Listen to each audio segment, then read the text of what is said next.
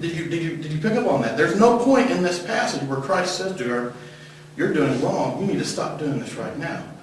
I think the reason for this, of course, is that she's a broken and fallen human being.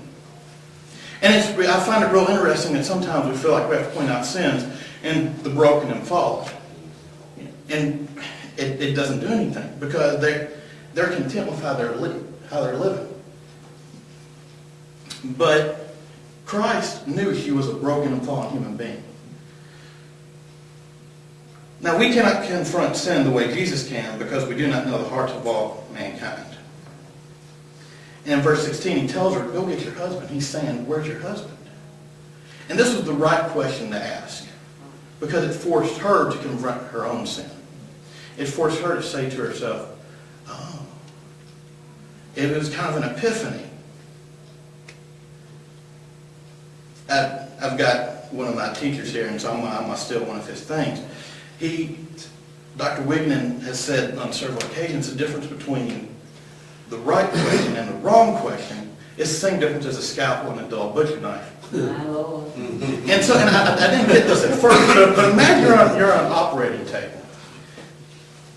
And right before you get put under, the doctor pulls out a dull butcher knife. You're going to freak out.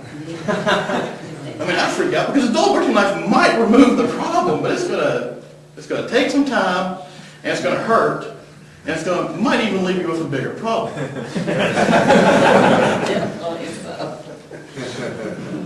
But a scalpel, it's a very delicate instrument. It can get right in there. It can remove the problem without causing too much damage. That's the difference in the right question and the wrong question. Joe White, who's another great preacher, he said one time that he was doing a conference and a woman came up to him who was divorced and said, I've already had sex. Why can't I still have sex right now? Is it wrong for me to have sex outside of marriage? And Joe White said he looked at her and noticed that she was a hurting woman.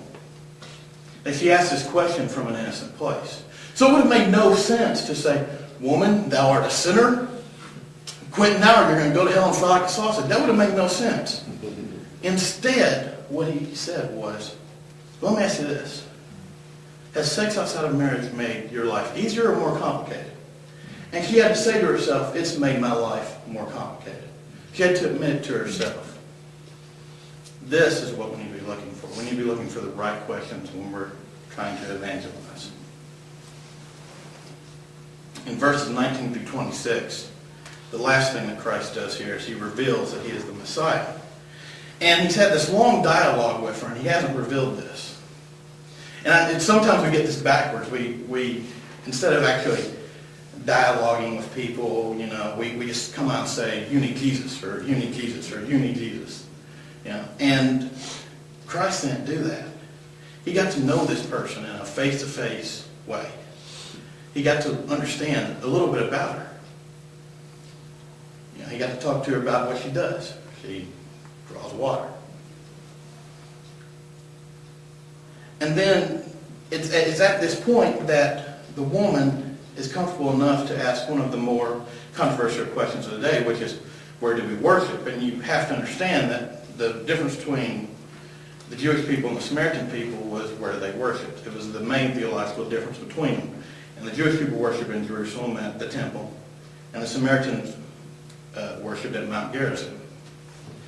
And then I love what Jesus says here, because he says, woman, believe me, the hour is coming when you will neither on this mountain nor in Jerusalem worship the Father. In other words, he's saying, forget what you know, because the times are changing. Okay, I'm here now, and I'm all you need. This is what we need to present to people. Jesus is all you need. It's not about the other things. It's not about perhaps, and I think somebody around here was saying this is one of the most ecumenical conferences they've ever been to. That's great. Because it's really not about our theological differences. It's about what you need. Amen. You need Jesus. And by that same token, the people around us need Jesus. I'm going to end with a song lyric from a guy by the name of Ray LaMontagne.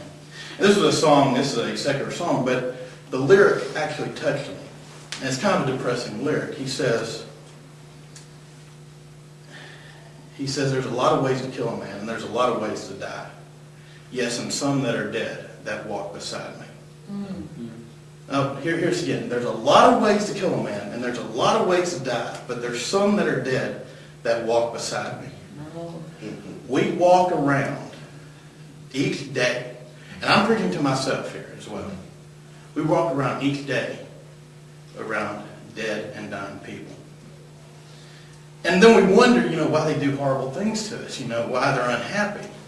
I don't watch many zombie movies, but have you ever seen a happy zombie? Anybody tell me that they've seen a happy zombie? You know why you've never seen a happy zombie? They're dead. They're the living dead. When you're the living dead, you're not happy. That's right. See, we're happy. We can laugh in here and joke. Because when we go to sleep at night, we know that Jesus Christ has saved our souls and that God is on his throne. But the people out there don't know that. So the question that I ask you is, and the question that I ask myself even, is what will we do? Will we continue in our own way? Will we continue to just be, to climb back in our bunkers, to protect ourselves? Or will we go out? Will we continue to find innovative ways to preach to people? Will we go out of our ways to preach to those that might seem unclean to us? Will we reveal that Jesus Christ is the Messiah to a dead and dying people? Thank you.